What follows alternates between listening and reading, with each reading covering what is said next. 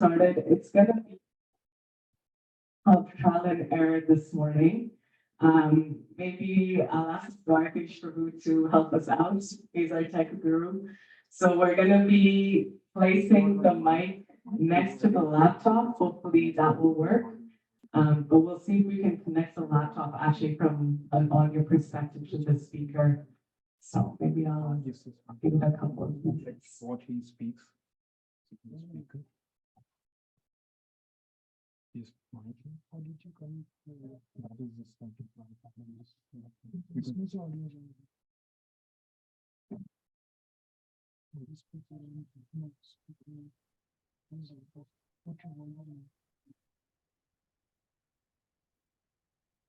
And then I just want to mention one last thing. We will have time for Q&A, so we'll take Q&A at the end. So if you guys want, we can, you can pass on your questions to me, or you can ask for me directly.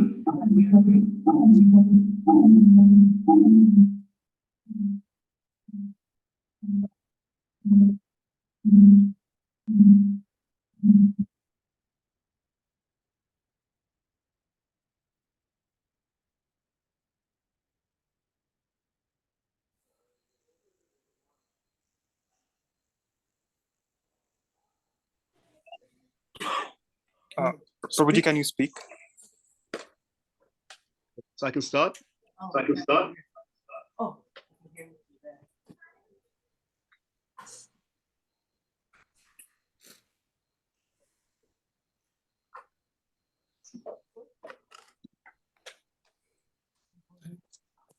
Yes, Prabhu, please go ahead.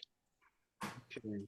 So thank you. To Eastern Calgary, to the organizers, for allowing us to be here to share something. I hope everyone is well.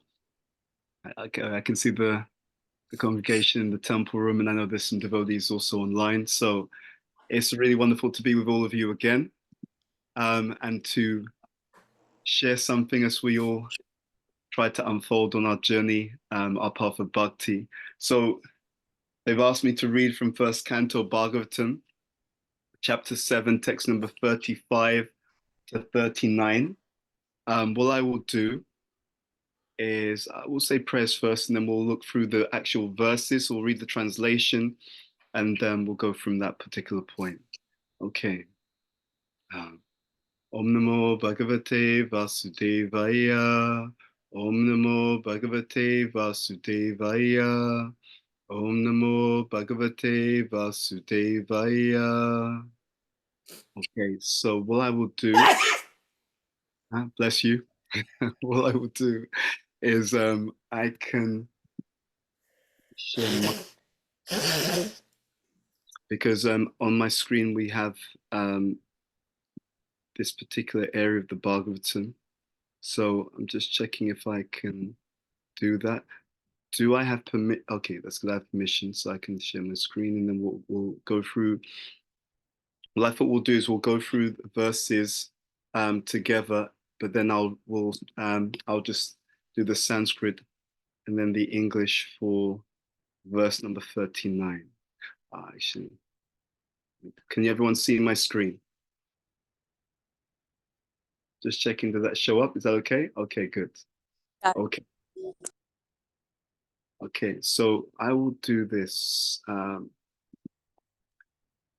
Let's go back. What I'd actually like to do is read through the English translation to verses 35 through to 38, and then I'll just chant 39 together. So I've tried to make this bigger so that everyone can see the words on the screen. And actually, before we go even further, let's just go back. So this chapter of Bhagavatam is entitled "The Son of Drona Punished." So this relates to Ashvatthama, and in the purple also Prabhupada will explain why Krishna is telling Arjuna to punish him. So we'll start with 35. So after binding Ashvatthama, Arjuna wanted to take him to the military camp. So actually 35, sorry. Lord Sri Krishna said, "O Arjuna, you should not show mercy by releasing this relative of a Brahmana, Brahma Bandhu, for he has killed innocent boys in their sleep. 36. A person who knows the principles of religion and does not kill an enemy who is careless, intoxicated, insane, asleep, afraid, or devoid of his chariot, nor does he kill a boy, a woman, a foolish creature, or a surrendered soul. 37. A cruel and wretched person who maintains his existence at the cost of others' lives deserves to be killed for his own well-being. That's an important point which we'll come back to. Deserves to be killed for his own well-being. Otherwise, he will go down by his own actions. 38. Furthermore, I have personally heard you promise Draupadi that you would bring forth the head of the killer of her sons. Okay, so 1.7.39. So this is the Sanskrit, then we'll read the translation, and then we'll go into the purport and discuss from that point. Okay, so Tadaso Vadyatam Papa Atatayatma Bandhuhu Ambandhuha Batuscha Viprayam Virya Kritavan Kulapam Samnaha.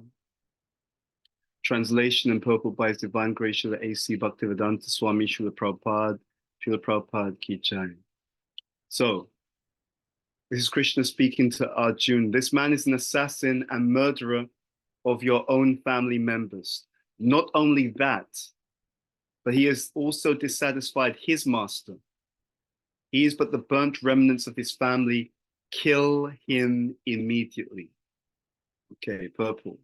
The son of Dronacharya is condemned here as the burnt remnants of his family.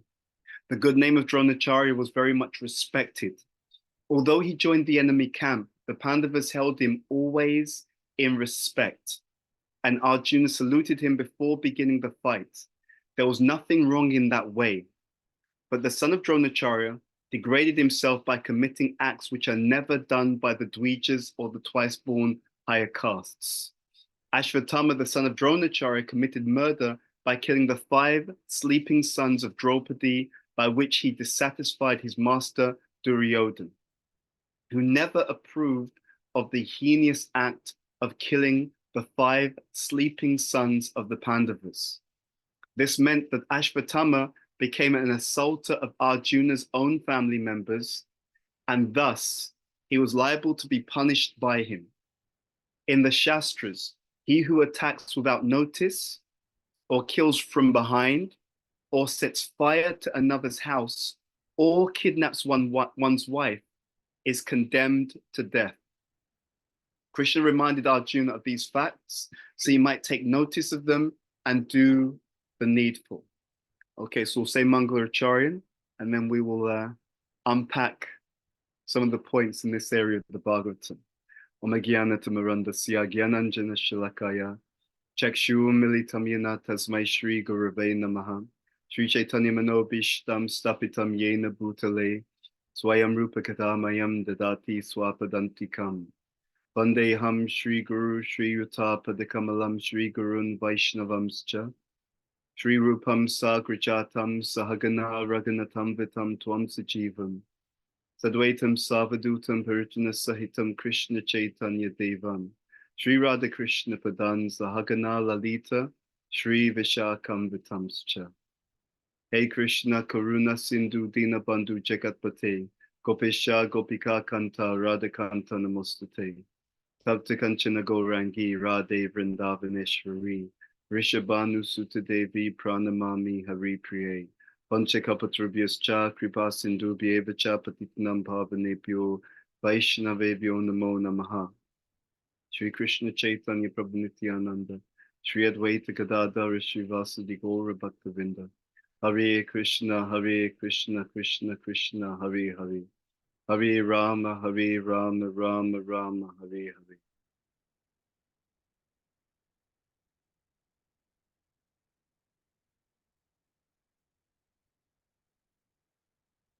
Okay, so it's a real pleasure to be with all of you. And this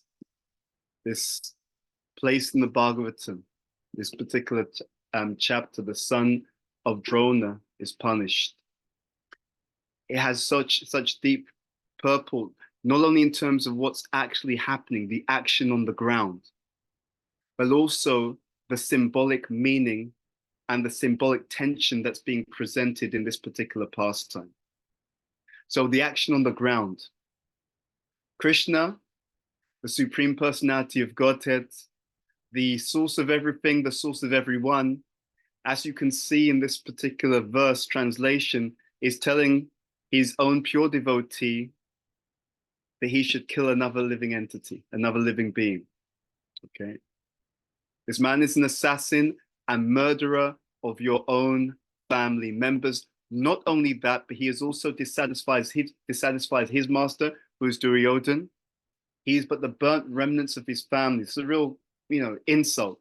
This person is he's nothing. He's just basically like a shadow, a mutation of what his family lineage should be. And this last line, Krishna saying, kill him immediately. In the Vedic times, actually, no, let's go back a step. It's often hard to see things from another person's perspective, because we always look at the world from where we're coming from. I was thinking about this a lot. If you look at the modern world, let's take two sides. If you look at Srila Prabhupada, sometimes Prabhupada, when he came to the West to deliver his service, to do his mission, to fulfill the order of his guru, when he came to the West, he was sometimes criticized by his god brothers. Not all, but some of them criticized him. What was their criticism, right? When we think about it, we see these dynamics, whether it's liberalism on one side, conservatism on the other side. The criticism that some of Prabhupada's god brothers had about Prabhupada is actually that he's too liberal, right? Srila Bhaktisiddhanta Saraswati Thakur said 64 rounds. Prabhupada comes to the West, he's telling devotees, you can do 16. Right? In traditional Vedic culture, ladies practice Krishna consciousness at home. Prabhupada opens temples and he has men and women living in the same building. One thing after another. So some of Prabhupada's god brothers, they looked at him and said, this person, he's watering it down. Too liberal. That's one perspective. At the same time, same person, same Srila Prabhupada, in this modern world, in many cases, he's seen as being too conservative, right? Too conservative, right? 4 regulative principles. No illicit sex, no eating of meat, fish, or eggs, no intoxication, right? Not even coffee. Oh my God, how are people going to survive? The same person from different perspectives, seen in different ways, right? One group, he's too liberal. In fact, there's a pastime with Prabhupada where some Brahmins, I think there were South Indian Brahmins, came to visit him. This is in memories of Srila Prabhupada. I think this pastime is told by Hari Kesh. And they're just criticizing. You've ruined Vedic culture. You've destroyed the culture. You're doing this wrong. You're doing that wrong. Just criticizing him. And he's in the room. They're criticizing him directly. Prabhupada just took a very humble stance. And after a while, they realized that actually, he's not the person who's degrading the culture, it's them. But the point is that we see the world from our own perspective. So the same thing is seen in different ways. And what determines that? What determines how we see things, we think we're looking at it objectively, but that's not true. How we look at things is always based upon how we see it compared to our position. Now, I say that because in this particular purport and in this area of the Bhagavatam, in order to really, really understand it deeply, we have to try and get ourselves out of our position and into this Vedic world. And this is a thought experiment that we can always do when we're looking at scripture. We want to try to understand things properly by seeing, where is this culture coming from? Where are these teachings coming from? Why are things being explained in the way that they're being explained? And here we have some major clues. So in this purport, Prabhupada is saying that in the Shastra, he who attacks without notice. I mean, just look at that sentence. He who attacks without notice. That meant that in Vedic civilization, even wars took place with a great deal of culture behind them. There were very strict rules about who could engage with who. Fighters engaging with other fighters of their similar caliber, right? In the Shastra, who attacks without notice or kills from behind, or kills from behind, or sets fire to another's house is condemned to death. Kills from behind. Think about that. There are so many different elements here which also immediately tell us that we're not dealing with a modern civilization. We're dealing with a civilization which was extremely refined to the point that when people would wage war, when leaders would wage war, they would do so according to very powerful and very strict rules. So that's one point. There's a cultural context in which everything should be understood and perceived. And if we don't do that translation piece, if I don't step into their world, when I'm trying to understand something, I will never be able to get the full insight, the full teaching, and the full realization from the Bhagavatam. So in the purple, and there's purples prior to this one where Prabhupada is really setting the scene. He's explaining just how cultured this Vedic society was, right? How cultured and noble the leaders were, even to the point that we learn in the Mahabharata that the same Kshatriyas, the same warriors who were fighting in the daytime could come together in the evening in a very respectful manner. So in the daytime, I'm trying to kill you, okay? I want to wipe you off the face of the earth. I'm trying to kill you in the daytime. In the evening, it's a different story. It's a very, very different paradigm, a very different way of seeing the world. And it's very, very powerful because it's a principle. We will see this principle again and again and again, that actually we see the world from our own perspective, and we even understand scripture through the lens of our own socialization. And the magic of this Bhagavatam, and one of the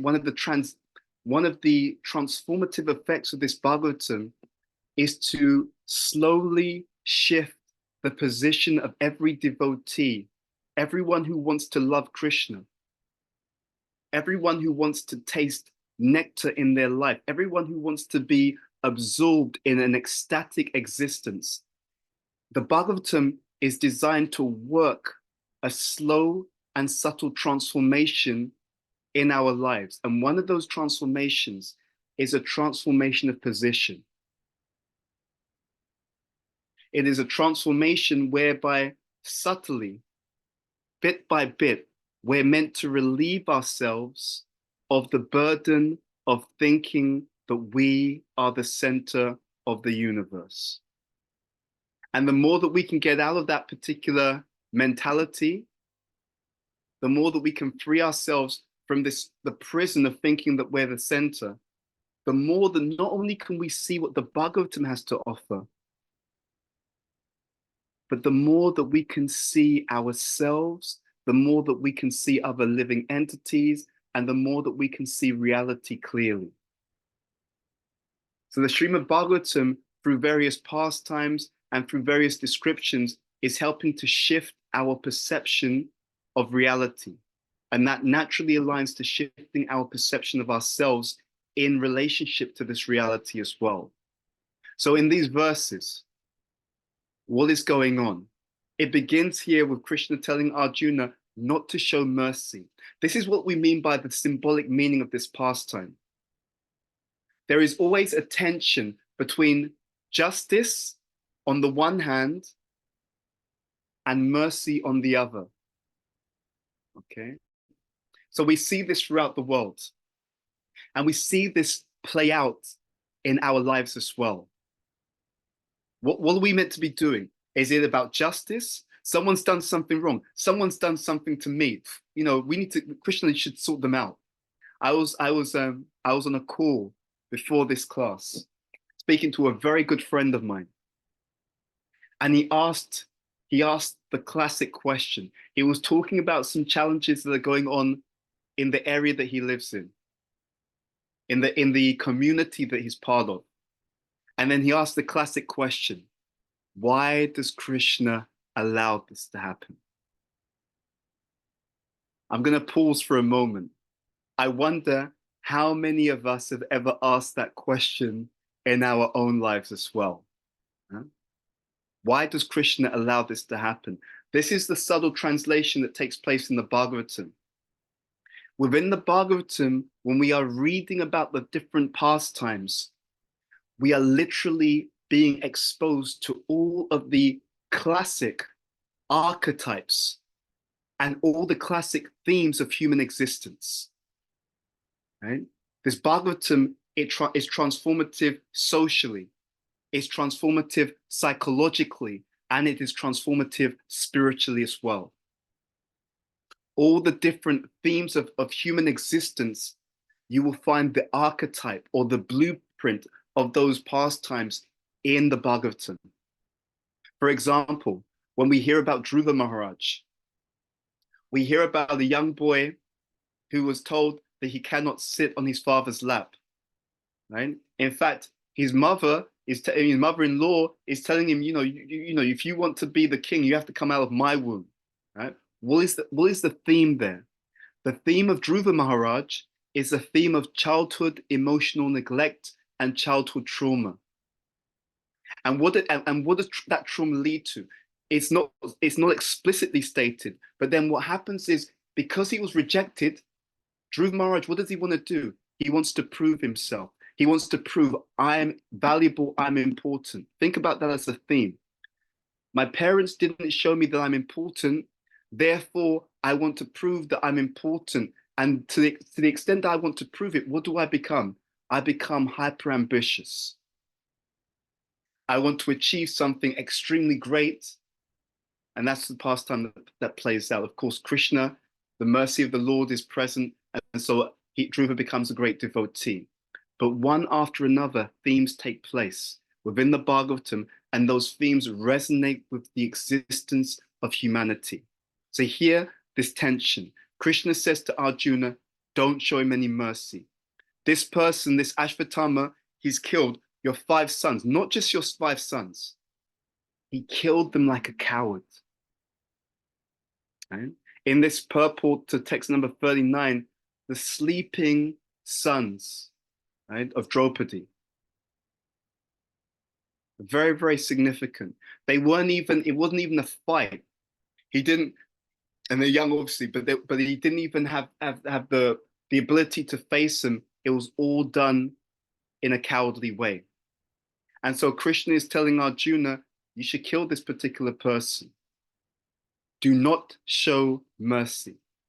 It goes on. Krishna is giving further explanation. A person who knows the principles of religion doesn't kill an enemy who is careless, intoxicated. So this is Dharma. This is how in previous ages conflict would take place. It would be done again according to such careful rules. Right? It says here, he doesn't kill one who is devoid of his chariot. Right? Even then, that consideration is there. He doesn't kill a boy, a woman, a foolish creature, or a surrendered soul. Now, this is really important. Behind this is the idea of protection. Being very transparent. I was thinking about different countries in the world. When you have a country or a society where the people don't feel protected, they become more in the mode of survival. What's implied by these rules and principles of religion is that in this Vedic society, there was a great deal of protection. People felt protected, they felt supported.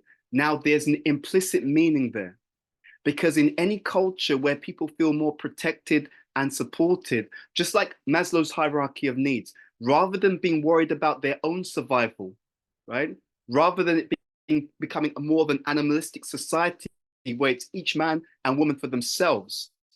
When you have communities, when you have societies, when you have countries, when you have a civilization where people feel more protected, they also feel more valued, they feel more secure, and therefore they start to become more selfless.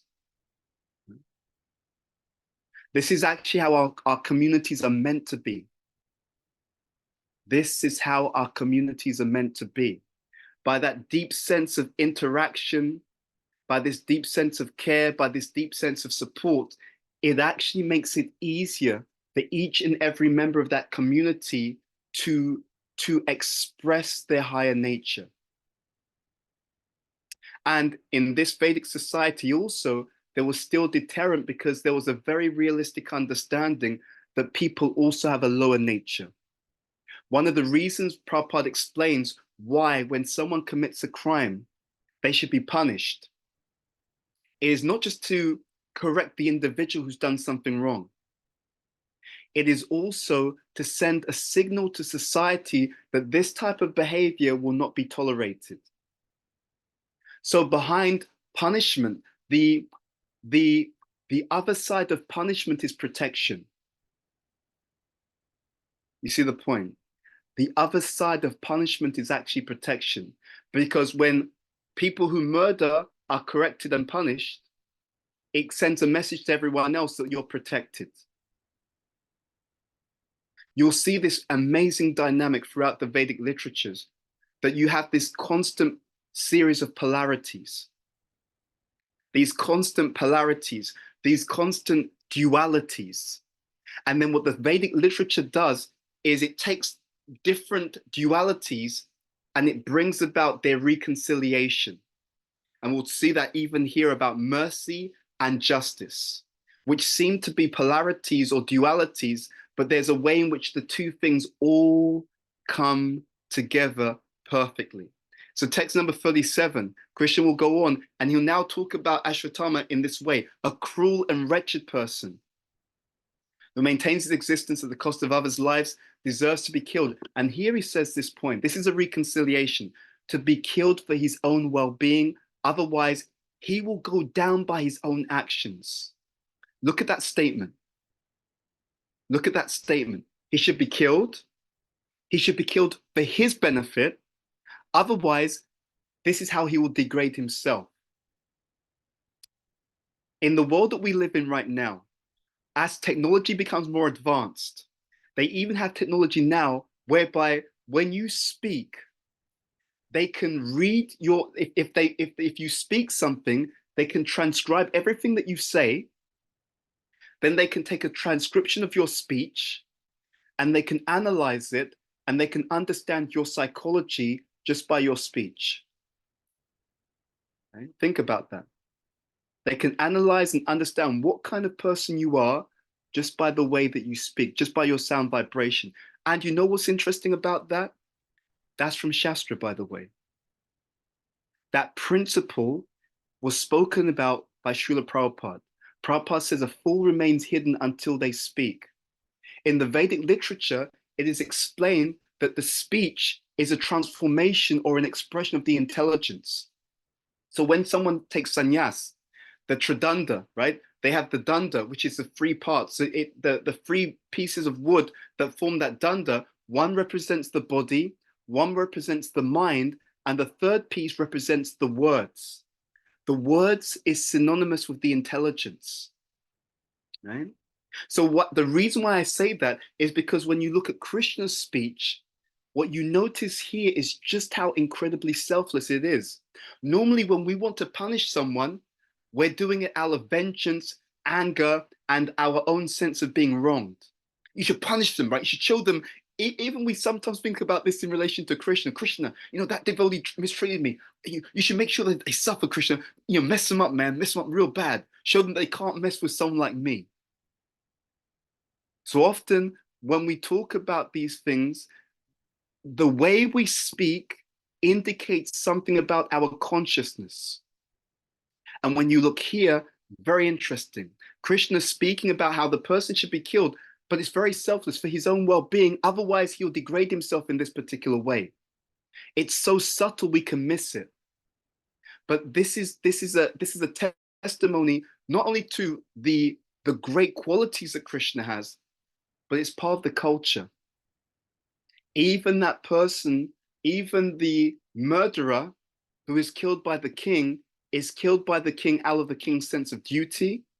And that murderer who's murdered an innocent person is killed by the king so that they pay back that karmic debt immediately so that they can move forward. Very, very interesting. That one can be strong, one can be corrective, and at the same time, one can do that with the complete selfless consideration of the well-being of another person in mind. Think about that point. Is that the mentality that we carry when we want to correct someone? Or do we come from a different place? This is the magic of the Bhagavatam. It's not just what we do, it's why we do it. Think about that point. It's not just what we do, ladies and gentlemen. It's the impetus. What's causing me to speak the way that I speak? What's causing me to act the way that I act? What's causing me to do things the way that I do things? Because behind everything, Bhava Grahi Janardana, behind everything is the essence, is what's causing it, what's motivating it. And Krishna accepts the essence of a devotee's service. In this next verse, 38, Krishna tilts to Arjuna and he gives him another reason. He said, Arjuna, you promised Draupadi that you would bring forth the head of the killer of her sons. You promised her that you would kill the person who killed her sons. You made a promise. We know in the scripture that when in Vedic culture, when someone gives their word, right, it's extremely important. It's even more important if they're Kshatriyas. Because for a Kshatriya, dishonor is worse than death. For a Kshatriya, if they say they're going to do something and they don't follow through, it can be seen as a sign that they're dishonorable, they're not worthy of respect. There's another reason for this, actually. Going back to this idea that the intelligence and the speech come together. If we say something, if we say we're going to do something, if we commit to something and we don't follow through, and we don't explain why we're not following through, we don't have a good reason for not following through, then actually it damages our intelligence. When we speak one thing, when we confirm one thing and don't follow through, it actually erodes the quality of our intelligence. It's extremely subtle. There's even secular research on this. There's secular research on lying. Can you believe it? There's secular research that says that when you lie, you actually mess up your own ability to understand reality properly. We know this is also true because we can see this according to the modes of material nature. We know that when someone tells a lie, they invoke the qualities of the lower modes. Rajas, tamas, right? So by lying, one invokes the qualities of the mode of ignorance and the qualities of the mode of passion. And what do those qualities do? They cover the consciousness. So I've given someone an inaccurate description of reality. That's what lying is.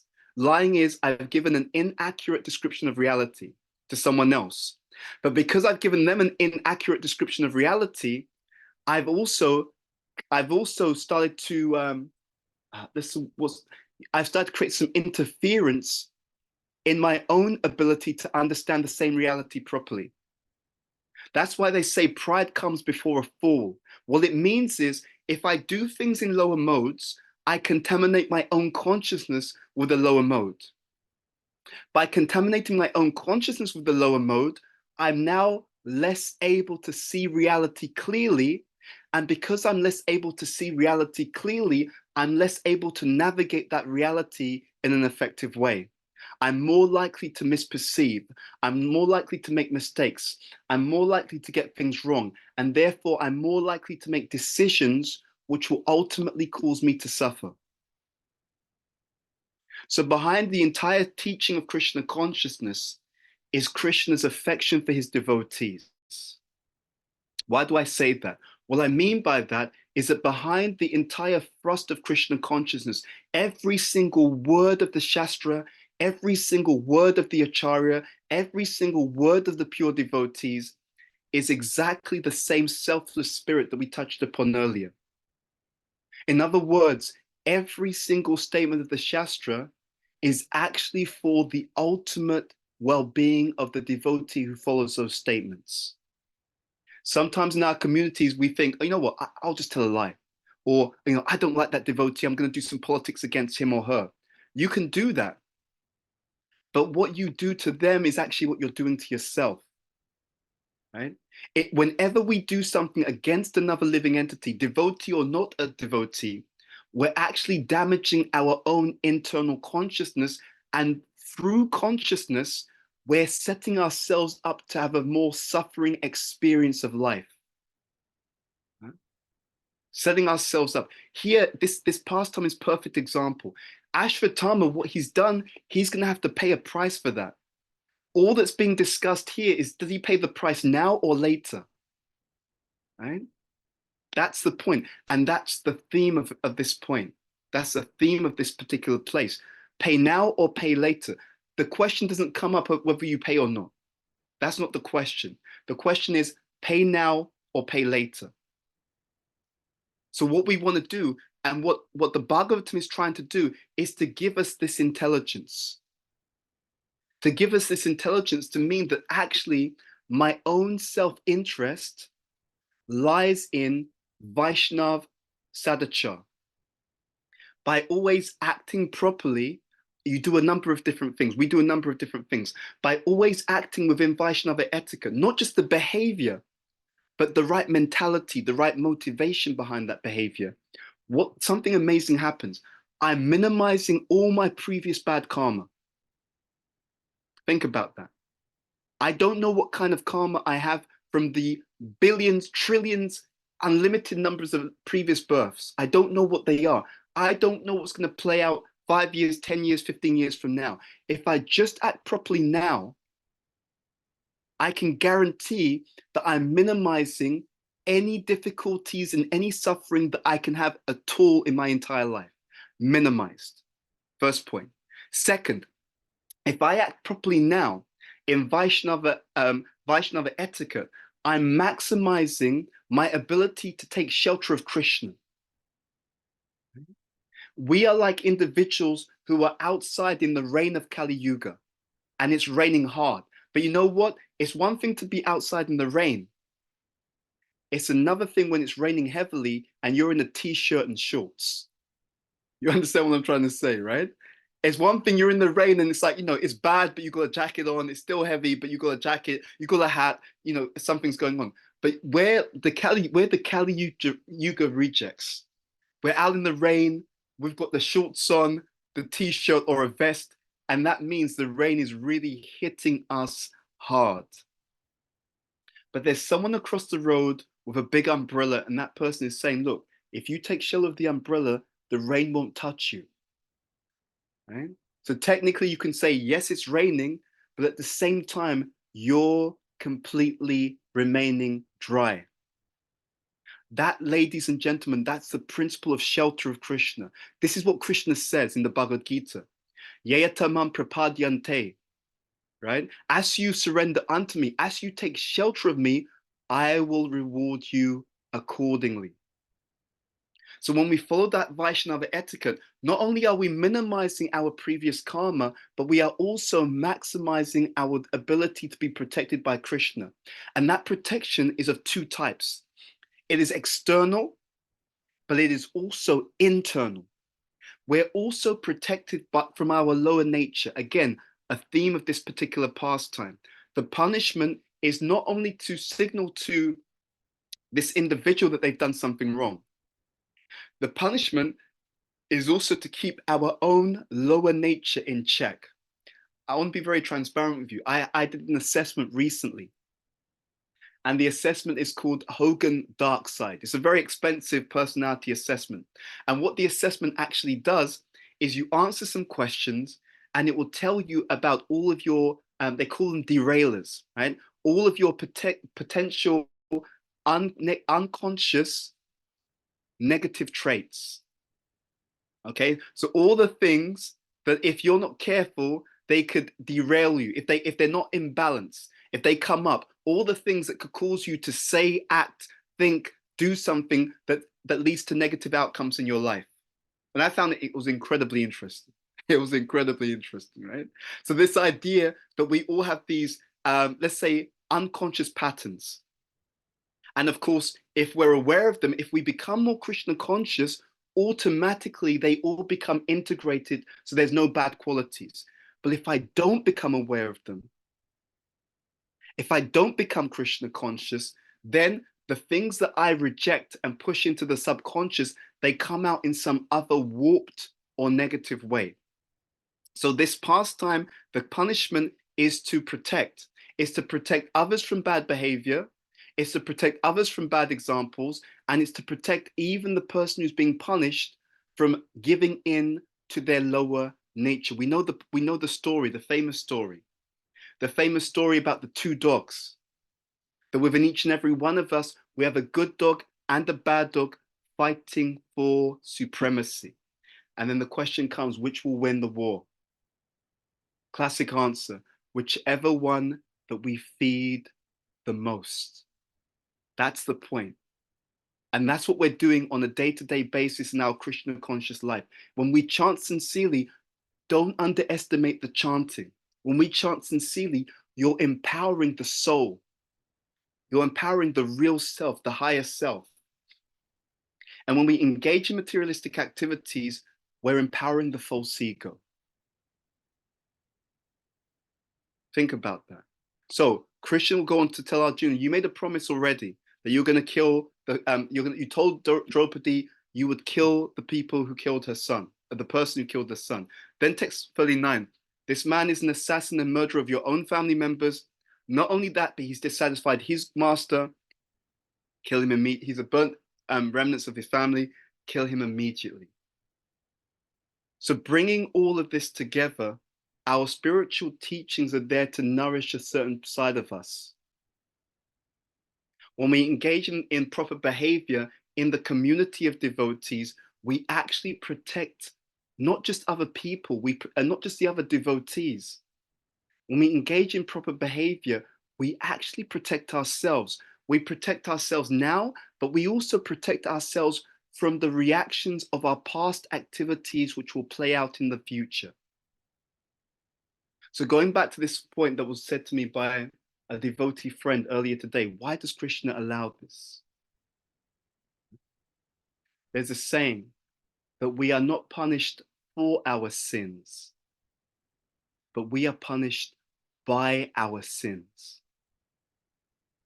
When we think wrong, when we speak wrongly, when we act wrongly, we actually damage ourselves, and we automatically make decisions and choices which will cause us corrective activities, corrective reactions in our lives. In other words, and I've been saying this as a theme in classes I've been given recently. In other words, in many cases, or practically in all cases for the normal conditioned living entity, our enemies are our previous incarnations. Think about it. Our enemies are our previous incarnations. Our enemies are the people who we were in previous lives. They're a reflection of the type of individuals that we were in previous lives. And that is what and it's a very powerful thing if you can meditate like this. That behind every behavior, I'm being reunited with a thought that I put out into the world many lifetimes ago or earlier in this life. I'm being reunited with a previous way I spoke within a previous life or earlier in this life. I'm being reunited today with previous activities that I engaged in a previous life or earlier in this life. It's always a reunion. But the special feature of Krishna consciousness is when we receive that reunion, we can receive it according to a certain level of consciousness. This is perhaps the greatest gift of Krishna consciousness. It is a gift of the transformation of consciousness. Let me give you an example. So let's say that in this lifetime, a particular devotee is meant to lose a million pounds or dollars, let's say dollars. So there's a particular devotee, when the devotee reaches the age of 35, they're meant to lose $1 million. Because many lifetimes ago, they stole people's money, they squandered people's money, etc. Okay. Now in this lifetime, what happens? But this lifetime, they come to Krishna consciousness when they're very young, and they really engage sincerely in devotional service. They serve the devotees. At one point, they become wealthy, but what do they do with that wealth? Rather than just squandering it for themselves, they try to invest that wealth in Krishna conscious activities. They use it to build temples, to serve the deities, to facilitate the sadhus. They are using that money. They're recognizing it's not my money. It actually is Krishna's own money. So let me utilize it in the way that Krishna will be pleased. So on their 35th birthday, they lose £1 million. That was their karma, to lose £1 million on their 35th birthday. But because of the way that they spent their life engaged in devotional service, the same day that they lost £1 million, they gained they lost $1 million, they gained $2 million. This is how the reality works. 3 levels. The level of dharma or adharma. This is the way that we're acting in today's society right now. Dharma or adharma. Above that, the level of karma, the reactions of our past pious or impious activities. And then for the devotee, the 3rd level, bhakti. So dharma, for the last year, I've been eating very, very healthily, and I've been exercising. So good dharma, good behavior, good conduct as far as my health is concerned. Above that, karma. For the last 20 years before that, I've been eating junk food, right? So karma. So the last year I was acting properly, but for the last 20 years in terms of my diet, I was eating junk food. So overall, even though I'm eating healthy now and I'm exercising healthy now, because of my previous activities, my health is still bad. It's still bad because my previous activities are connecting in the present moment with what I'm doing properly now. But then above that, there's Krishna. Above that, there's bhakti. Where that comes in is if I've taken that shelter of the umbrella, if I'm fully under Krishna's umbrella, then actually so many other things can change, even though I don't deserve it. So we want to reconcile between mercy and justice. In Krishna consciousness, they're 2 sides of the same coin.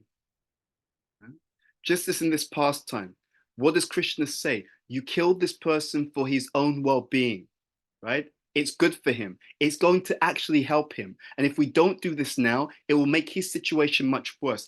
In a similar way, mercy and justice come together for us in our spiritual life.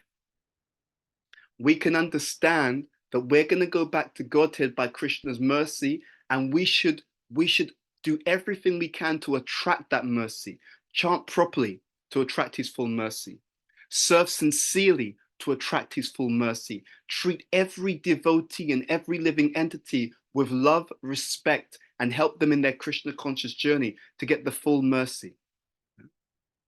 Because when you give that, it becomes Krishna's natural and just response to give that to you. In other words, if I am compassionate to the Vaishnavas, right? So mercy means compassion. If I'm compassionate to the Vaishnavas, what's Krishna likely to do for me? He's likely to do the just thing and be compassionate to me.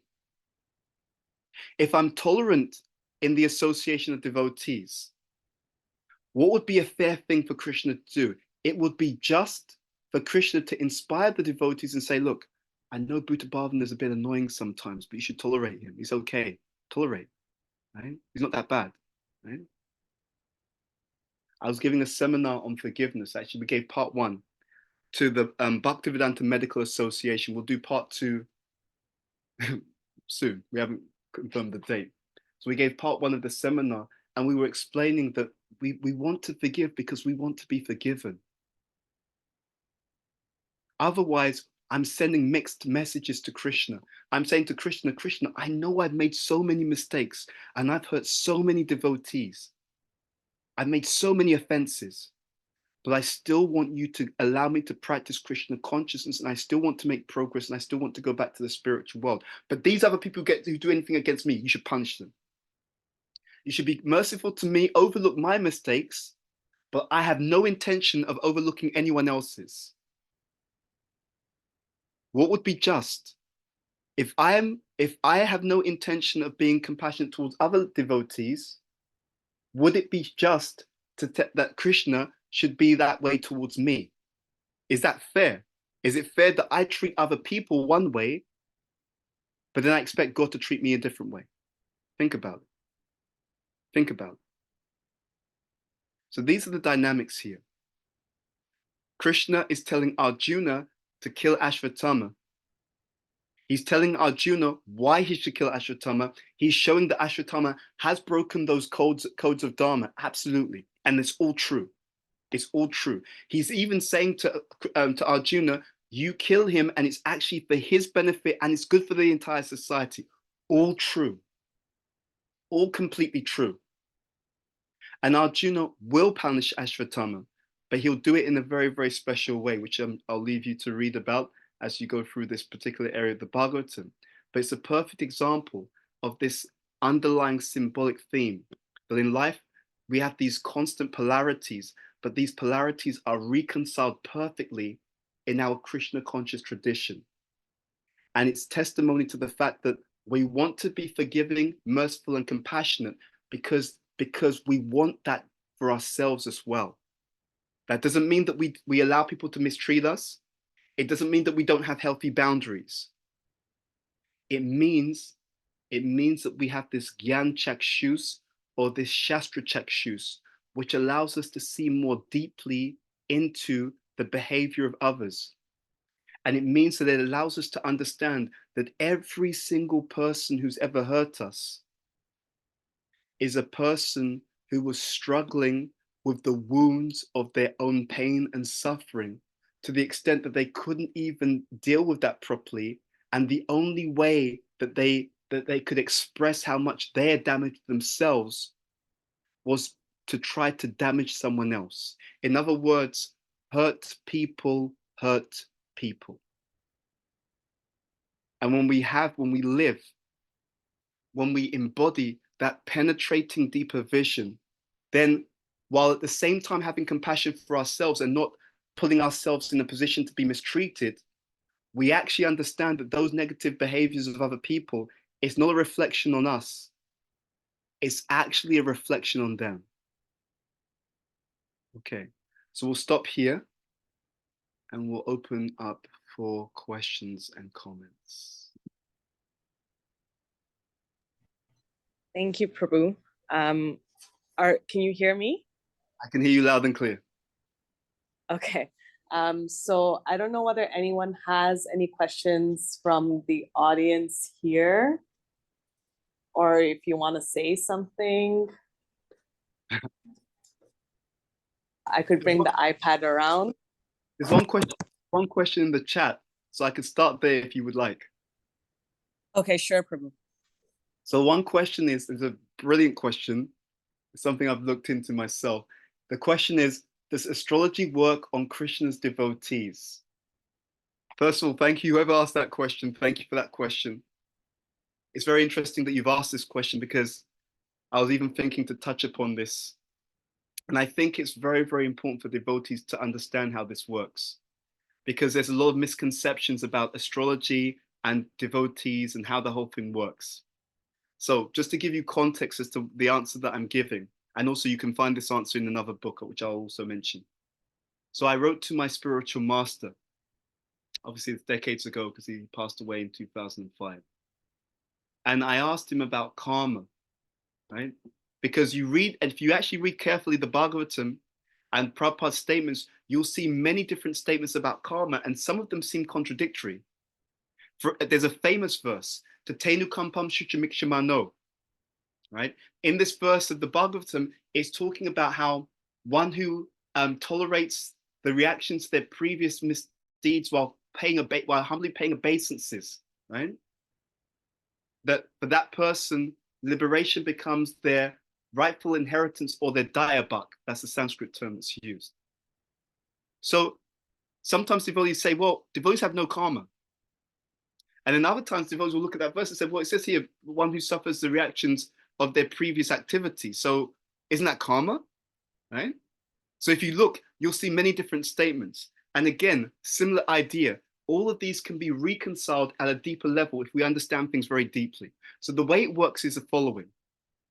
So many different ways we can talk about this. All right, let's just share it this way because I think this will be easier to understand. So when I wrote to my spiritual master, I asked him, do devotees have karma? Are we free of our karma? And he gave an answer which perfectly reconciled all of these different statements that I'd read in the Shastra. And his answer is also the same answer that's mentioned in a book called Sankalpa Kaumudi by His Holiness Shri Ramaraj. The answer is as following: to the extent, this is why it's important to really understand Shastra deeply. To the extent that a devotee is taking shelter of Krishna, to that extent, they are above their material karma. You see? So let's make this very clear. There are some devotees who take shelter of Krishna 25%, right? So to 25%, or to the degree of 25%, they're living their life according to what Krishna wants them to do. And we could say according to their guru's direction, right? Both the letter of the law and the spirit of the law, meaning that it's what the guru wants them to do, the specific instructions they've been given, but it's also the spirit of the law, meaning that on a day-to-day basis, they consider, what would Guru Maharaj want? How would Guru Maharaj want me to act, react, think? So some devotees are taking shelter of Krishna 25%. So to that degree, they're above their karma, but the other 75%, that's karmic. Other devotees are taking shelter of Krishna 50%, right? So to that degree, 50% of their lives is still karmically influenced. Other devotees are taking full shelter of Krishna, like Srila Prabhupada. And because they've taken full shelter, they are like the person under the umbrella and they're fully protected. That's point number one. There's more to it than that, though. Point number two, because we've come into the material world with our material conditioning, when we read scripture, we don't see what the scripture says. We see what we want to see within the teaching. So if you carefully examine many devotees, when they say that, I'm a devotee, therefore, Krishna, I have no karma, what they really mean is, I shouldn't have any bad experiences happen to me. Think about it. That's what many devotees mean. When they say, but if I'm a devotee, there should be no karma. If you said to them, okay, we're going to take away your karma to become a millionaire, you'll see their face will drop very quickly. That part of the karma, no, it's like, no, that bit I'd like to keep. That's all right. That part of the karma, but that's material piety. That's material piety. So often what happens is we project our material ideas onto spiritual life. So to the degree that we surrender to Krishna, to that degree we're above our material karma. And that means that Krishna will involve himself in our life, and he may arrange or rearrange some aspects of our karma, but depending on whether it's good or bad for us spiritually. Now, this is where it gets a little bit sensitive, because we like to think that actually, I grow when things go well for me in Krishna consciousness. Devotees are nice to me. I'm growing so much in Krishna consciousness. We did this project and it was really successful. I'm growing so much. But you know what? Let's be very honest. Sometimes our greatest spiritual advancement has come through difficulties. Sometimes our greatest spiritual advancement has come through challenges, obstacles, even health issues, external issues, social issues. Sometimes our greatest growth has come through our so-called negative experiences. And Krishna knows that. He's not stupid. He knows that. So if a devotee surrenders, first of all, there's the degree of surrender. But once they've surrendered, it doesn't mean that nothing challenging will happen to them. It doesn't mean that at all. Krishna may see that this devotee has some bad karma because of something that they've done in their previous life. And he may see, you know what, they've fully surrendered to me. I'm still going to give them that negative karma because they're going to be able to use that as a catalyst for becoming more Krishna conscious. So we should be very clear. Surrender means that we will experience everything from a place of deeper consciousness, and we will be protected by Krishna, but that protection will be ultimately our devotional advancement. Surrendering to Krishna doesn't mean that all of our bad karma, nothing bad should happen to us. That's a misconception. At the same time, when we surrender to Krishna, we do, in all honesty, have everything minimized. And when we surrender to Krishna, because we know the laws of reality, we do genuinely have less challenges that happen to us in our lives because of that surrender. It's true. So that is a side effect. But when we surrender to Krishna, it doesn't mean that everything should just be externally nice and straightforward and so-called externally positive. No, it means that whatever's required for us to really grow, that will come into our lives. There are some devotees, they're very pious. And when they surrender to Krishna, they have so many challenges in the material world. Why? Because that piety means that they want to be comfortable here. It's like a prisoner who wants to be comfortable in the prison cell. You know, there are prisoners like that. My spiritual master spoke about how sometimes you have a prisoner, they're so conditioned to being in the prison. They've been there for years that when they're let out, they don't want to leave the prison cell. So when they're forced to leave, you know, your sentence is finished, you have to go back into society. No, I don't want to go back into society. I want to stay where I'm. No, you have to go back into society. So what do? They leave the prison because they're forced to. They go to the nearest shop, they smash the window, and they just stand there. And why are they standing there? They're standing there because they know that the shop owners will call the police will come, the police will arrest them, and what will they do? They'll take them straight back into the prison. So sometimes even someone who's materially pious, they're so comfortable with the world that Krishna sees that because you're so attached to this material world, for you to make spiritual progress, you would probably need some situation that will help you to develop some more detachment, less holding on to just a materially so-called pious life. One last point. Behind all of this, the real value is that if we ourselves accelerate, if we ourselves are propelling ourselves forward, then the material energy doesn't have to kick us in order to help us to progress. You see, that's the real key point to understand about karma, right? Karma is an exercise in empathy. It's a way of showing us what we've done previously by giving us reactions. And it is also there, karma is also an exercise or an invitation to ecstasy. Because if we understand how much the material world can kick us, we will think, let me run to Krishna. And if you're running to take shelter of Krishna, then whatever happens to you materially, it won't affect you very much. So that's the answer to that question. Therefore, astrology, it can do two things. It can help us to understand our psychophysical nature in this world, because that tendency doesn't change. So there are certain aspects of our karma that doesn't change, right? Which is our psychophysical nature. That's one point.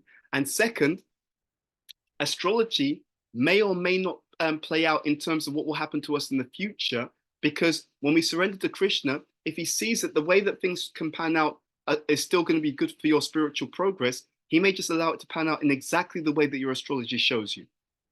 You see? But if he feels that it's not useful, he may rearrange that astrology, meaning he may rearrange the sequence of events, or he may completely erase it. But surrender means he does what he likes. Surrender doesn't mean that because I've surrendered, he should take it all away, or he should make it just what I want it to be. Surrender is actually meaning I want to do what you want, Krishna. So then if you want things to play out that way, that's fine. Surrender means whatever you want. If you want my karma to play out that way, that's fine. It's up to you. I'm surrendered. You see, that's the real meaning of surrender. It's whatever you want, Krishna. That's what we're going to do. It's not that I've surrendered, so now you have to do what I tell you. That's not surrender.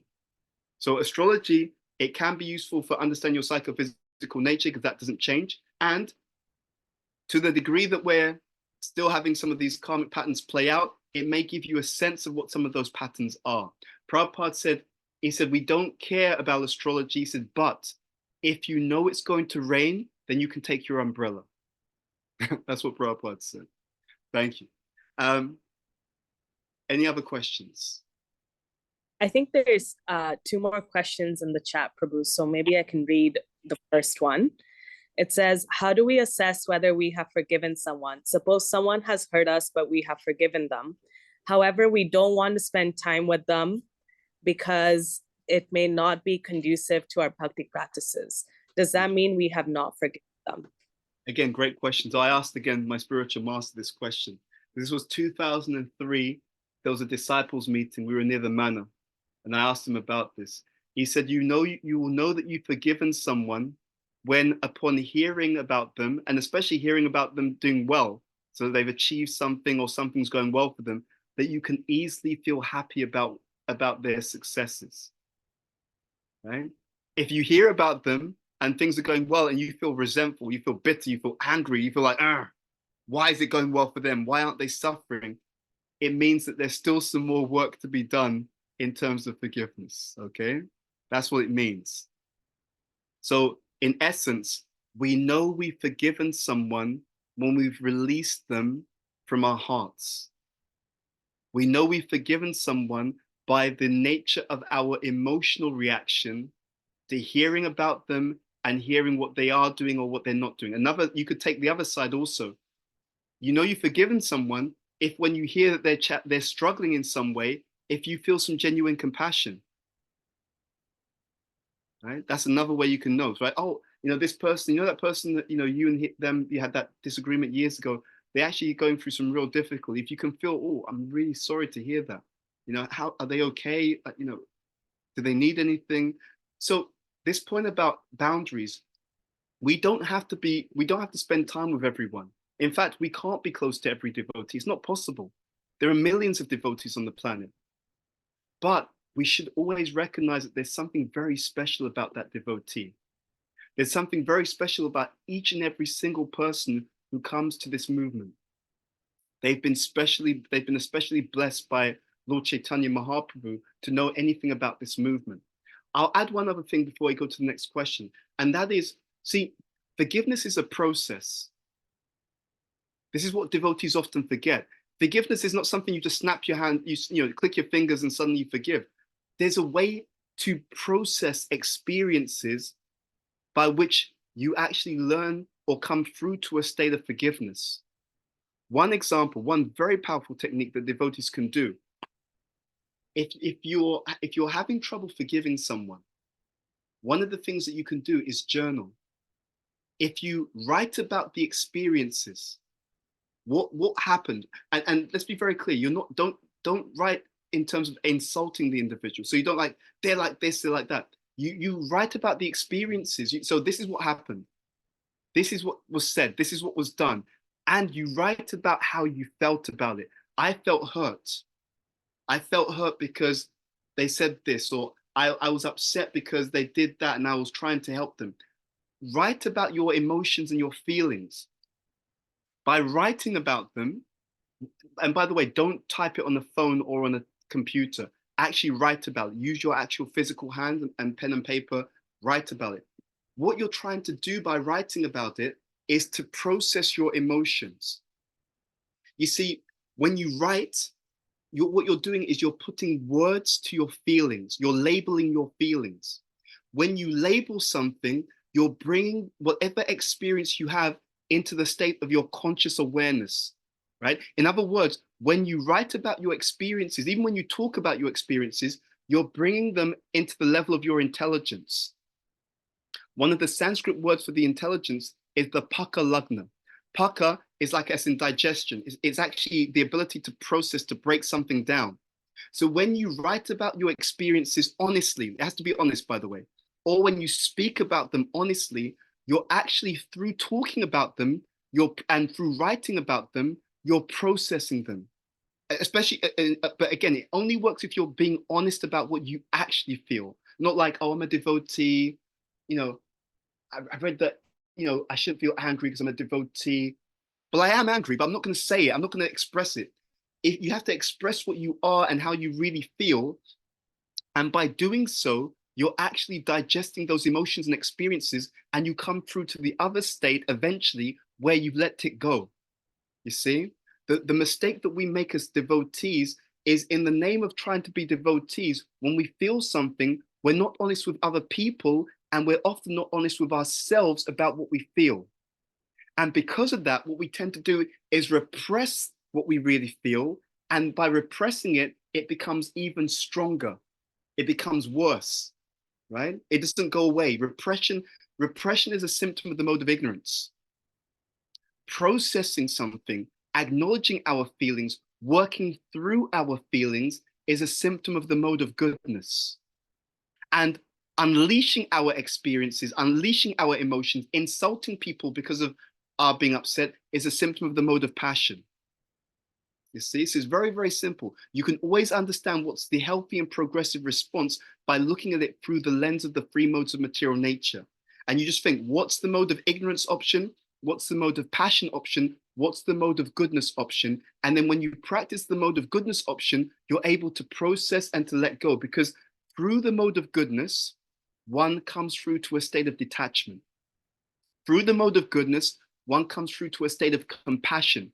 Through the mode of goodness, one comes through to a state of understanding, and that allows one to let go and to forgive, because also forgiveness is symptomatic of the mode of goodness.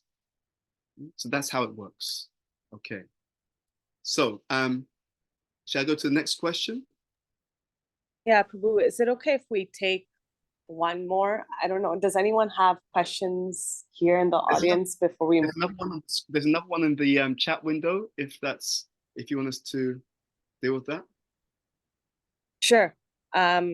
So it says, for any person living their lives, is being true to their inner nature and trying to be a good moral human the goal, or following the dharmic path by living a life on the advice of dharma gurus and shastras? Thank you. It's a great question. It's very interesting. There's a lot of in the media. Well, this media is such a big thing. In some areas of the media, there's a lot of trashing this idea of being a good or nice person. It's not enough to be a good or nice person just on a human level, because the reason for that is that if it's based upon karma, right? If I'm just a good, nice person on a human level, if that's all that's going on, then it's based upon karma. And if it's based upon karma, then when the karma runs out, that person's character will also run out. So that's the first point. What we're trying to do is go into, as you said, the dharmic path. But when we say dharma, there's different types of dharma. The dharma that as a devotee that we're trying to practice is Savaipumsa Paro Dharmo, is the highest dharma. The highest dharma is actually love of Krishna, is to actually live a life which is Krishna-centered. So Prabhupada was speaking to one, I think it was a wealthy Indian gentleman, and Prabhupada was saying that everything belongs to God, and anyone who does not use everything in God's service is a thief. And the Indian gentleman was very pious. He said, no, but Prabhupada, I give to charity, right? And Prabhupada said, oh, so that means you're a small thief. So you get the point. The idea is that because everything belongs to Krishna, actually the only dharmic thing is to use those things that belong to Krishna in the way that Krishna would be pleased. So I may be a nice guy, but because I'm using the resources of the world which are coming from Krishna, but I'm not offering them back to him, then I'm stealing his resources. Even though I'm being nice to other people, I'm taking his resources for myself and maybe sharing them with a few others. That's not considered to be full or pure Dharma. So what we're meant to do is to follow the level of Dharma, which is the Paradharma, the highest Dharma, which is to live our lives in a way that's Krishna-centered. And if we do that, that's the real advice of Guru. That's the real advice of the Shastra. And if we do that, automatically everything else is included. Yeah. One last thing on that. There are some people, they are nice, but it's based upon the environment. There's a famous experiment that was done. I think it was Stanford University. And what they did is they got people and they were able to change a person's behavior by saying to them, look, I'm an authority. As your authority, I'm going to tell you to press this button. When you press this button, it will deliver a mild electronic shock to this other person in another room. But don't worry, because you're doing it on my order, you won't be held responsible. And what they found was that the vast majority of people, even though they felt uneasy about it, because they weren't being held responsible, they would press that button to deliver the mild electric shock to someone else. And that's the trouble of just being a materially nice, so-called nice person, is because if it's a material niceness, then it's based upon the material situation. So the person who's nice today, if their material situation changes, you will find that their behavior will also change. It's just like sometimes you know people and they're nice people, but when money gets involved, suddenly because of greed for money, they change. Or you have a nice person and they're a really nice person, but when a certain member of the opposite sex comes and draws their attention, then suddenly they can get into a conflict because of their attachment to that member of the opposite sex. So the trouble with just being a materially nice person is that you're at the control of material circumstances. And when the material circumstances change, that can easily change the behavior. I'm going to give a very intense example. We hear about, world wars, and we hear about people like Hitler, and we hear about the mistreatment of Jews in Nazi Germany. And we say in the modern world, that's absolutely disgusting and it's horrible, and it was. But we should be very careful to consider that if we were in a society where the norms were that it's okay to mistreat a particular group, and if it was normal, and all the authorities did it, and if it was the propaganda, just ask yourself this question. How many of us in this room would have the strength of character to go against that norm when all the authorities, all the job opportunities, all the acceptance in the society was saying that you're accepted if you go along with this? Think about it carefully. How many of us would think that even at the cost of my own social acceptance, well-being, job opportunities, social, community, acceptance, even at the cost of all of these, I'm prepared to stick my neck out and say that, no, this is wrong. Would you be that person who could go against the norms like that? This is what I mean by the materially nice person. It's nice based upon the external dynamics around us. Krishna consciousness has the power to take us above that if we cultivate it. Okay. Thank you, Prabhu. We'll just take one last question and then we'll wrap up if that's okay. So the last question is, how do we approach reconciling with an individual in a Krishna-centered way? It's beautiful. That's a beautiful question. We have to consider the specifics of that situation. So when I say that, what do I mean? So let's say that there's been some kind of disagreement between us and another person. How do we reconcile it in a Krishna-centered way? There's many Krishna-centered ways. I'll share a few approaches, then I'll share a higher principle. It could be speaking to that person directly and addressing the issue in both respectful but honest ways. That's one way of doing it. It could be through mediation if that situation requires it. So we have a third party and we talk through the issue. It could be through addressing it through their authorities or through our authorities. Okay. It could also be sometimes that we just have to see that we can't address it with that person directly. Because I can't address it with that person directly, let me see what I can change within my own consciousness so that it doesn't affect me anymore. That goes back to forgiveness, by the way. One of the ways in which I can become free of being upset with someone is by forgiving them. If I forgive them, I let them go. I stop them continuing to hurt me by replaying everything that they said. So everything that they said, everything that they did, everything that they put me through. If I keep replaying it, I'm allowing them to hurt me again and again and again and again. So one way I can reconcile is by changing myself. Now, of all of those possible techniques, there's a higher principle. See, the higher principle, the greatest principle is to understand, what does Krishna want me to learn from this, and how does Krishna want me to respond? That's the greatest reconciliation, right? But that requires a bit of depth. How does Krishna want me to take this? How does he want me to respond?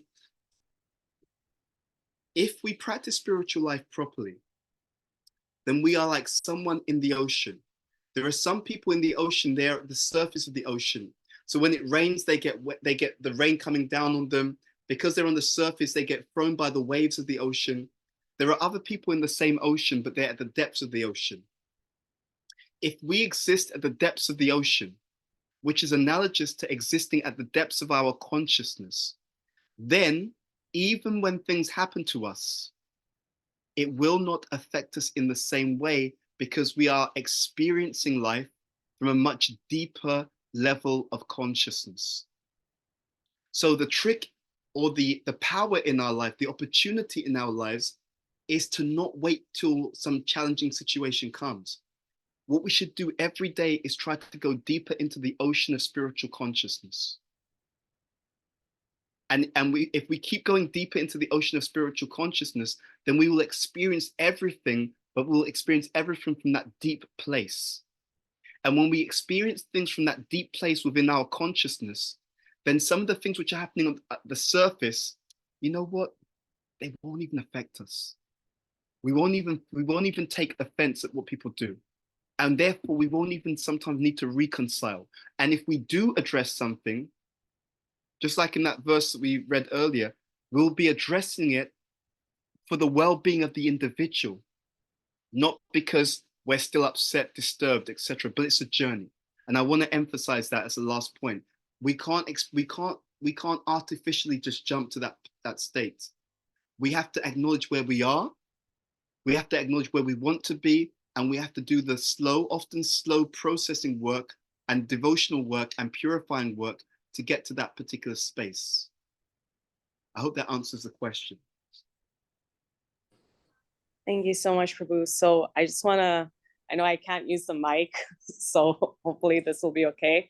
But on behalf of ISKCON Calgary and everyone here and everyone that joined us online, I just want to thank you for taking your time to be with us this morning and being so diligent and providing us with some wonderful insights, but also answering our wonderful questions. We hope that we can plan a visit for you here in the future and have your actual Vapu association rather than your Vani. But we hope we'll see you in a couple of months, and we'll go from there. Thank you once again, Prabhu. Thank you. And I look forward to being with all of you in person at some point in the future. Take care. Hare Krishna. Very well, Prabhu. Thank you.